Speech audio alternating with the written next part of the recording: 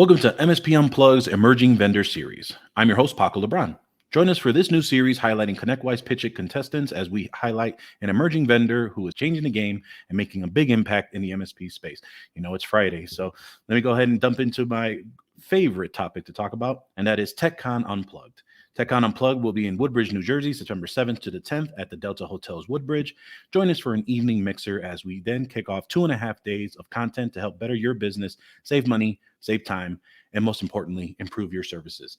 This show is for any size IT solution provider, and most importantly, it's a place for you. Tickets are on sale for our second tier pricing at $299. Get your tickets now over at techconunplugged.com, and we look forward to seeing you there. All right, let me go ahead and introduce my good friend, the co-host of this fine series. It is Sean Lardo, Economy Evangelist over at ConnectWise. Sean, how are you today? You know what? I'm doing well, Paco. I just want to know how I become your favorite topic to talk about. Favorite topic to talk about? Yeah, because you start off like if your favorite topic was the your conference, which I totally agree with, but I want to know how to be. You want it to be my favorite topic to talk about? Yeah, I mean, topic, You got to grease a little bit more wheels there, my friend, to be able to get to that list. But anyway, before we go into it, I want to introduce one of our guests for this episode. We have Trevor Thomas, over the VP of Sales from Zen Contract. Trevor, how are you today? I am fantastic. It's Friday, and I'm wondering the same thing as Sean. Like, how do I get on that list? I make really good hot sauce. I tell horrible dad jokes. Like, is that going to get me up there on the ladder? Well, so my fiance is a huge fan of hot sauces, so it's got, I'll have to have her test it out. If there's a good hot sauce, you can come into the clan for sure. And Paco has horrible dad jokes, so Sorry, Sean. I might be taking precedence here. I don't know. I can do better. That's funny. So Trevor, why don't you go ahead and tell us a little bit about kind of your story and how you came into Zen Contract, and then we can kind of dive into what Zen Contract is all about. Yeah, absolutely. So, I'm not going to do this long-winded spiel about how I got here. I think the bullet points of this is I've always been interested in technology, right? From a young kid taking apart a VCR to playing video games, fast forward to my mid-20s, and I get my first job at a SaaS company. Right. And I'm like, this is awesome, right? I get to work with technology, obviously the sales aspect. I love connecting with people, problem solving, building relationships, right?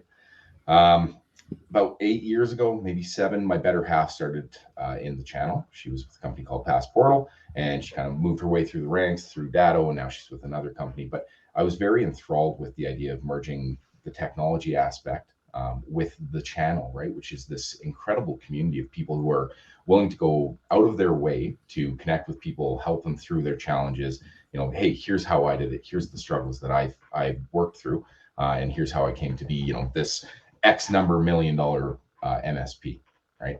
So about 4 years ago, I got involved in the channel, and that brings us full circle to meeting Greg Sharp, who's the founder of Zen Contract, and where I am today, right? Very cool. Very cool. Now, as far as for Zen Contract, can you tell us a little bit in a 30 to 60-second blurb on what does Zen Contract do? Yeah. So our founder, Greg Sharp, ran MSPs, Base 2. He sold it for a good amount of money. And when he was in that business, he realized that there was this big gap of your contracts, right, where they are.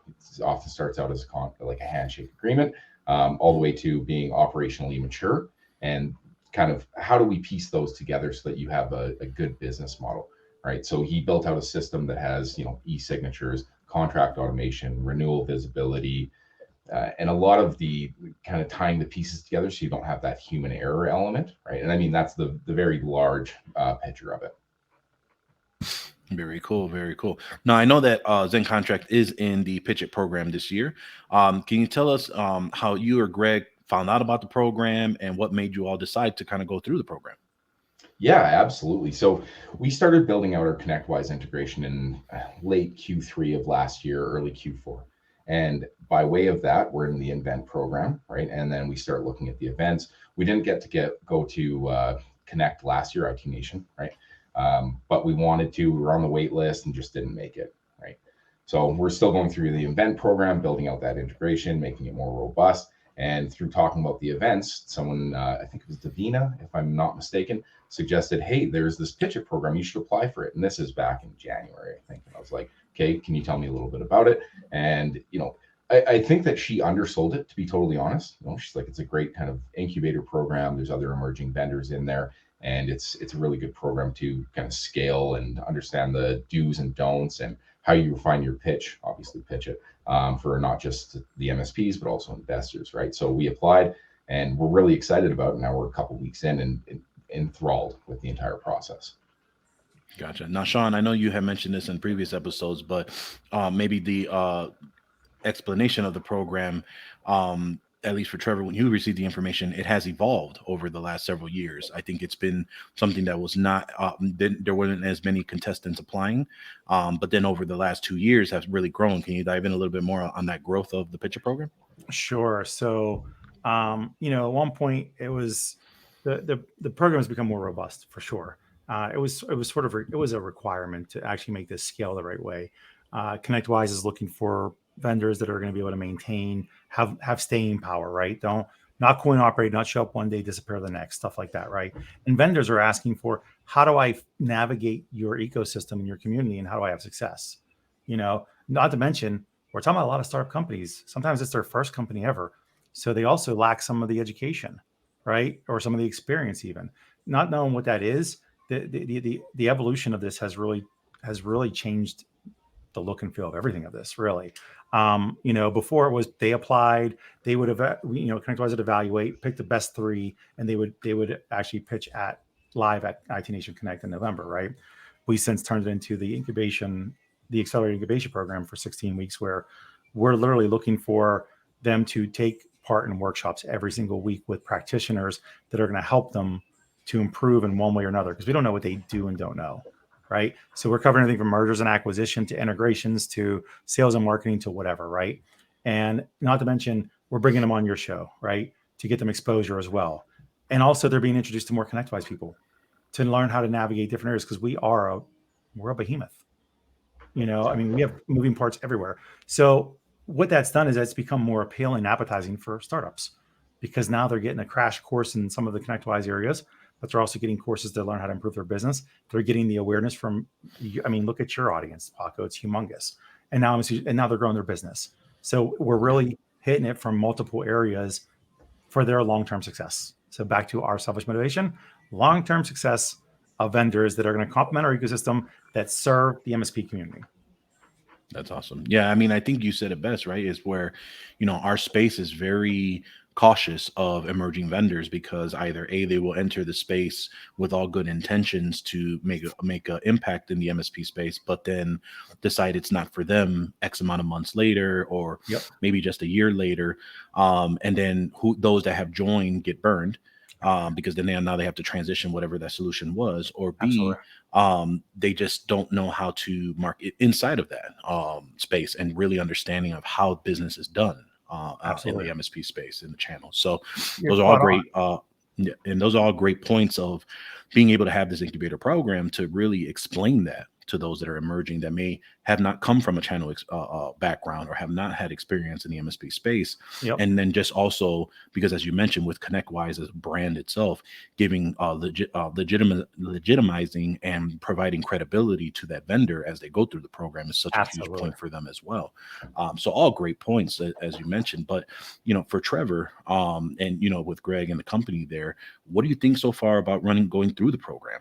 And what are you looking to accomplish it? Because I know obviously there is some great rewards that will come with it if you are one of the finalists and kind of what that's going on. But as far as for the program itself, there had to have been a reason why you wanted to go into it, which you mentioned you were working on some integrations over in Q3 prior. But what does the company think so far, and what are you hoping to get out of it going through the PitchIT program?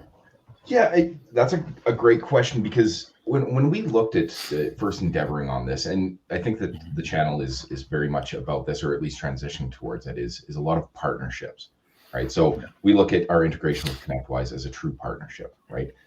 Where we have something that is going to help MSPs. ConnectWise is already doing that. They can leverage that integration and really grow, right? And make sure that their business is secure and they're growing their MRR and all of those things. But we're in week 6 now. In the last 2 weeks, and I think, Sean, you probably agree with me, kind of echoed each other, where they're talking about this ecosystem, right? This partnership referral network, right? And So that just goes, it highlights the point of why we wanted to get into it as a good decision.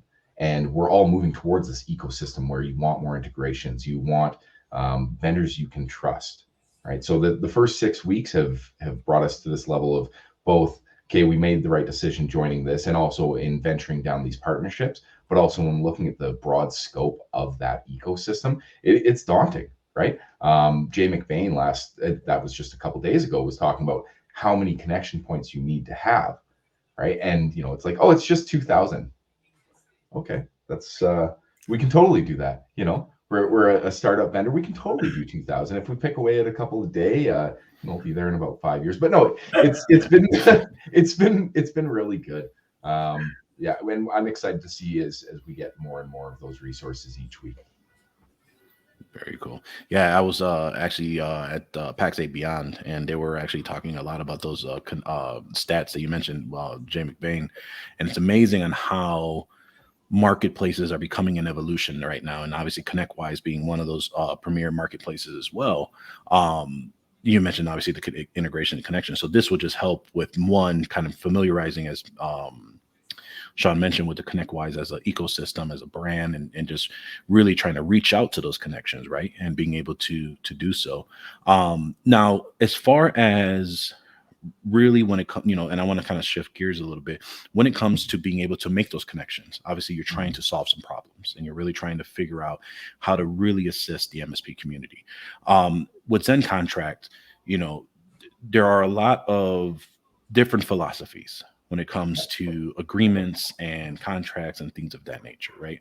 And your platform, from what I can understand, is allowing those to update those agreements on a more systematized basis, and really being able to track, know where they are in any of that life cycle circle of where they are in the contract / sales cycle for the business. What do you think of?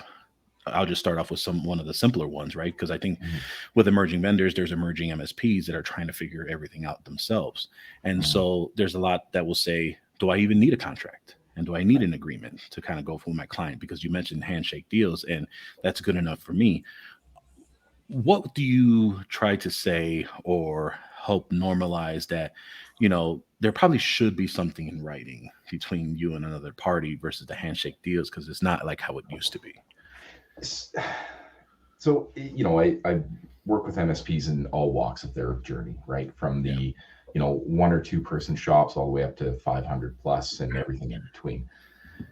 And actually, I had a meeting this morning with a smaller MSP, and they said, we're not standardized. We want to get there. And I said, okay, well, why do you want to get there? Well, everything is changing. There's so much risk and liability out there.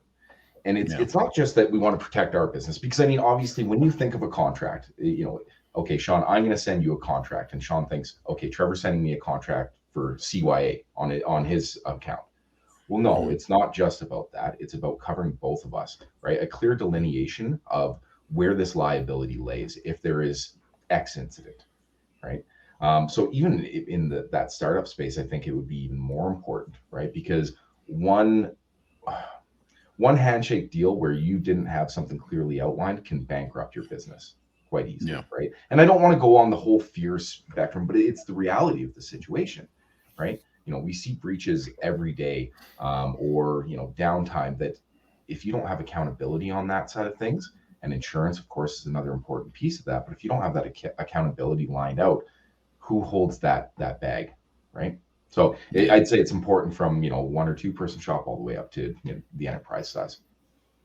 Now, Sean, you're probably one of a few very great salespeople that I know in the channel. And, when it comes to this and being able to establish not only a rapport and a relationship with the client, but also when it comes to agreements, can you shed a little bit of light of any instances of where you've had to kind of explain the value of what an agreement means for both parties, so that, as Trevor mentioned, it's not really so much a one-sided situation, but it's really to protect both parties of what they're going to receive from those contract or / agreements? Sure. First, thanks for the compliment. I appreciate that. But no, it comes down to, I've done plenty of statement of works, right, in my life, and I think that's where it boils down to. There's always the risk of, if you don't document everything, you don't know where one person picks up responsibility and the other person ends their responsibility, right? It's about, in sales is about setting clear expectations. Expectations are determined by the fact of saying what I'm going to deliver, what you're going to receive, what you're going to deliver, what I'm going to receive. It's simple. It's quid pro quo at that point, right? So Yeah. it also, when you do that, when you do a contract, and especially in sales, how about the upfront contract? First off, when I go in any conversation, I'm like, upfront contract is, I'm going to do these things with you to show you the difference between us and them. I'm going to show you why you should work with us. That's the upfront contract of, I'm asking you for time in the first place, right? With the time you're giving me, I'm going to tell you and educate you on all these things. Then, that goes right into transparency. Transparency is crucial. And again, that way I know that you're going to give me $1 million, but for the $1 million, I'm going to give you A, B, and C. And you're going to need to do, and this is where the devil is in the details, but you're responsible to do this with me in these cases, right? Once you do that, and this is why statements of work exist. Now, not to make it over convoluted, because you don't. If you do that, nothing ever gets done. But simple projects are always built this way. Awesome. Now, Trevor, and I want to carry off of that comment you just made, Sean, is trying to make agreements and contracts simplified, and really trying to at least simplify the relationship so that both parties can agree. Trevor, have you had with any partners that come in? Because I think from a lot of MSPs, they will try to do this all manually. So they'll either have some templates, they'll have some PDFs, they'll have Word docs, and they're kind of just, mailing them out for physical signatures and things of that nature. I imagine your platform is helping them take that next step to try and really simplify not only the contract itself and process, but really the entire process of the agreement cycle and the life cycle of a contract. Can you share a little bit more on what have you seen, or what have you talked to MSPs on trying to systematize and automate some of their processes to give them a little bit more time, and why it's worth investment in a platform like yourselves? Yeah, absolutely. So Greg and I sat down, this was probably December, right? And we're talking about, okay, what is the full value proposition of Zen Contract, right? Okay, well, we do e-signatures, we automate some stuff, blah, blah, blah, right? And one of the exercises we did was, okay, when you were at base 2 and you were running your MSP, what were the steps involved in sending out a proposal, for instance, right? Mm-hmm. Okay, well, first of all, me and the prospect need to meet. We need to agree on something. Then I'm going to go back to the company. I'm going to pull in a couple other people, get the pricing, the statement of work, the proper SLAs, blah, blah, blah. And he listed out all the steps, and it was something like 53. And this was 53 manual steps. And they were a bit ahead of the game because they were sending PDFs that you would print off and get, right? And then it was printing it off, getting it signed, it comes back, you print it off, you sign it, then you upload it, and then hopefully it's duly executed, and hopefully it's going to the right spot. So, and we still see that today, where people will have, a Word document, they'll convert to a PDF, and, it's manageable at a very small scale, but there's still inherent risk with that, with not having it stored properly. So, if you look at the whole contract lifecycle management flow, right, it would be something along the lines of, you have a standardized template, right? Whether that's your MSA or SOW, proposal, project addendums, anything like that, you have them standardized in the background, right? You've got a library of them that you can reference easily. And if you change it in one place, it is changed moving forward, right, in perpetuity, right? So that you don't worry about this version control. Now you can set permissions at that level, so that, let's say that I've set them up and Sean's sending them out, but I know Sean's a salesperson. I know he's going to change our SLAs to, instead of it being a 24-hour response, to be a 24-minute response. I can lock down the permissions, right? So you've got that granular level of control. Sean sends that out. I've made sure that it's 24-hour response time instead of 24 minutes already. Sends it out, gets it signed. It comes back to me, and I can duly execute it. Then it's being stored in Zen Contract, SharePoint, and in ConnectWise. Right. And I mean, that's just like for an MSA, right? With pricing, there's all the other integrations that are going to remove that human error. And then once it is finalized, you can have it sent to the appropriate place. You can have an agreement built out automatically, right? There's all sorts of fun stuff and automations we can build out. And I think that's so huge because, one thing that you've mentioned is not only do you have the ability to automate some of these things, and it's not so much of the fact that you get to systematize it. I think what the biggest piece and what's really important for those listening to kind of take it, if anything you're taking it back from this is you're taking the fact that you have a process that's repeatable the same way every single time once you've built it once, and you don't have to worry about going through this checklist of, you mentioned like 53 steps and missing it because either A, you were going too fast, or B, you didn't realize that you didn't send the right appropriate version because there was some back and forth for editing. Really simplifying the communication part of it as well, which I believe your platform does, from looking at some of the intro videos on your website. But it really just shows the fact that for those that are really trying to save time and really improve their services, you need a platform like Zen Contract, and quite frankly. And so, but you have to also make sure you do your due diligence, because I know that there are others out in the industry that claim to do what you guys do, but unfortunately they missed the mark. And I've worked with some of those vendors, and unfortunately it just seems that they don't get ahead of the curve of what's the need of the MSP. What is Zen Contract doing to kind of keep their ear to the ground and really understanding what the MSP needs on this type of agreement and contract lifecycle, so that they can continue to keep providing value versus being a hindrance as if they were doing it manually? Yeah, so I think that's twofold. So part of it is going to come from Greg's 2+ decades in the MSP space, right? He's been there. He has, had things bite him because they weren't properly executed, or because, a salesperson is putting out a losing contract, right? It's losing money every month, and now you're signed in for 3 years, right? So part of it is Greg's experience.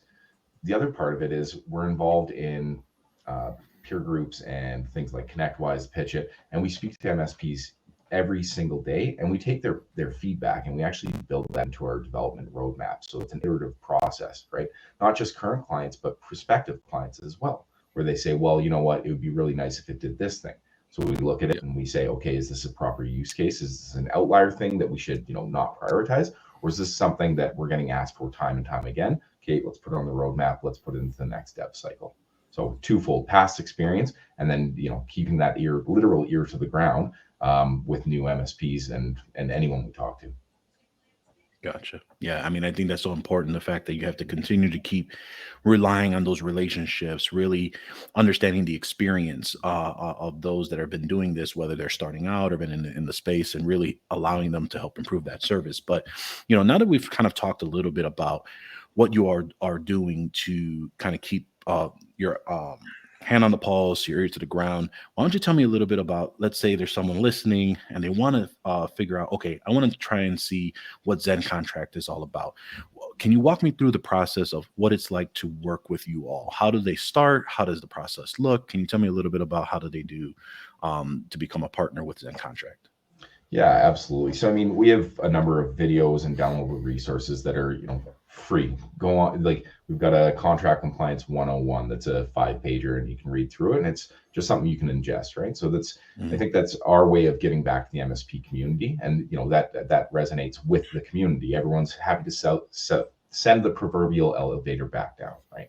So that's one way. But most people will come to us at either an event or through our website, and they'll book a demonstration, right? And we walk through, okay, what does your process look like today? And we're not, breaking the mold on this. It's, what does your process look like? What challenges are you facing, and how can we solve those, right? I would say that a good chunk of people are doing things very manually, right? So they see the value in it on that side of things, and they say, okay, let's move forward. Then we've got it's white glove onboarding, right? You would say, okay, we're ready to move forward. We would put you in contact with our customer success manager, and she would walk you through the entire onboarding process. You say, here's the agreements we use today, right? We love them, we hate them, we want more branding. We custom build them for you in the platform, right? We build in some of the automations, the prompts, all that kind of stuff. And we say, okay, now that it's built in there, go and test it. Do you love it? Perfect. You're off to the races, right? You don't really have to touch it after that point. You're good to go. Or no, we want to change this, or we want to add in, some reminders or finance rules and approval workflows, right? So we really work with you until you feel comfortable with it, and then there's ongoing support. Gotcha. Now, how long would you say on average would be kind of that onboarding process with your company? So I would say it's about 4 weeks, right? And that's usually it's like any sort of onboarding, right? And MSPs, this is going to resonate with you because okay, we're going to kick off in 2 weeks. Perfect. Okay, well, if that kickoff doesn't happen, then the can gets kicked down the road, right? We've onboarded people as quickly as 3 days, right? And again, it depends on the complexity of your agreements, how many stakeholders there are, right? When we're working with larger MSPs, 200, 300, 400 employees, there's usually multiple business groups. And our suggestion is you do this in a phased approach instead of just saying, hey, everyone, you've got all of these things. We go, okay, which business group is the most mature and needs this the most? We're going to work with them first. Roll that out. Okay, we love this, but we want to change it for this business group. So, new business or service management projects, et cetera. Gotcha. Now, Sean, as you probably know more than I would, onboarding is such a key moment for establishing a relationship. What can you share as far as really for those that are going through this process, whether PitchIT or just trying to understand or better their onboarding process? Can you kind of give us your experience of how important the onboarding process is? Yeah, good question, because actually I was one of the case subjects for Carolyn April for the partner experience report she did for last year at ChannelCon. So she interviewed me for that because it's a big deal. So, I mean, and you as an MSP will appreciate this. I meet you at a conference. I have a huge booth. We have a huge party. We have drinks. I'm like, you should be a partner. You're like, yeah, I love you. Right. And you sign up as a partner. You're all excited. How long before that excitement wears off? First off, 48 hours, a week. Right. And then it's like, so the first thing is being proactive. Once I talk to you and you want to be a partner, it's important. The reason why you're becoming a partner is because you have a need for whatever I have, right? But there's also 10 other companies that have this too, right? So for you, the need is about you staying in production, getting paid or whatever, or this is a bolt-on. So to shore up your processes or whatever, right? So onboarding is so essential in the beginning because it's the simplest, fastest way with the least amount of friction to get you to engage with my company that we can have a better working relationship. Is absolute fact. So I got literally 7 days probably. Okay. Because from that point, getting you in there, getting you onboarded, teaching you how to use whatever we provide. If we provide a portal for you, here's where you go. Here's how you do it. Create your account, all the basic things. Here's how you access if you're going to register a deal or you need help with getting a quote created or whatever it may be. How that's so important, right? The other piece is getting you paid. That's the next piece of the onboarding, right? And you should be treating partners just like you treat an employee. How many times have you been in a job that you've started and the onboarding process is god awful? You show up and there's a desk with a laptop on it and a bunch of sticky notes around it. And they're like, good luck. And then they wonder why in 90 days you're leaving the company. Right. And especially them trying to figure it out, right? So definitely important to understand that the onboarding process is such a big piece, right? And so Trevor, just for that, we want to make sure we kind of highlight that part because as kind of what Sean mentioned, that duration, like it depends obviously on the size of the business, but making sure the engagement is still there, right? So definitely an important process to kind of go through. But we're kind of toward the end of the show. I want to round this out, but Trevor, we delve into some things. We didn't go into all of it, but is there anything you wanted to share before we kind of round out the show about Zen Contract that we haven't talked about, / anything in general on contracts, different philosophies, or just MSPs trying to figure out how to systematize and really improve their agreement process? Yeah, and I mean, I don't want to turn this into a walking billboard type of engagement here. What I will say is that we are always happy to chat to MSPs in any phase there, right? Whether you're the startup, you're working on your operational maturity, or you're looking at valuation. And personally, if you want to chat to me for 30 minutes, and I had a call this morning with a smaller MSP, and it turned into you guys are nowhere near any level of needing our tool, but I'm still going to chat with you, and we still took the full 30 minutes to flesh out, okay, here's some resources that you can use to get a good MSA in place. Here's some growth tactics that you can use for prospecting and your first demo and your tech stack. And I'm happy to do that with anyone, right? So just come talk to me. Worst case scenario, we talk about hot sauce and you learn about 8 different peppers I'm growing in my garden right now. And if they did want to reach out, what's the best way to reach out to sign up as a partner, learn more about Zen Contract, or even just to pick your brain and talk a little bit about the whole agreement process? Yeah, absolutely. So you can email me at trevor@zencontract.com. If you go to our website, zencontract.com, there's a big book demo button. There's a contact us page. You can call me on my cell at 403-540-0100. I mean, I'm accessible. Sean, you're shaking your head. You're like, you just gave your cell phone. I already get scam calls. I'm not worried about more of them.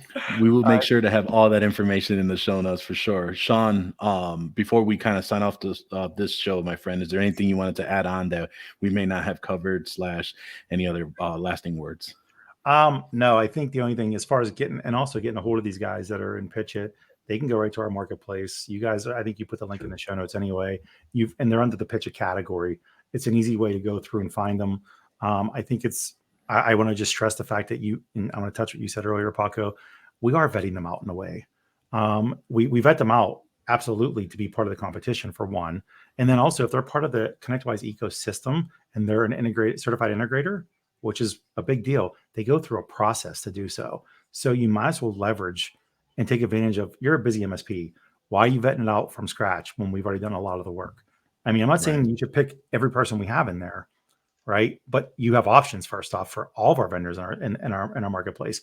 But why not at least leverage what we did and save yourself some time and trim down the list of, as opposed to looking at 50 vendors for one thing, look at 3 or 4 that are in the marketplace, So, and these guys in PitchIT are all doing this and they're all becoming part of this integrated partner piece. And that's a big deal.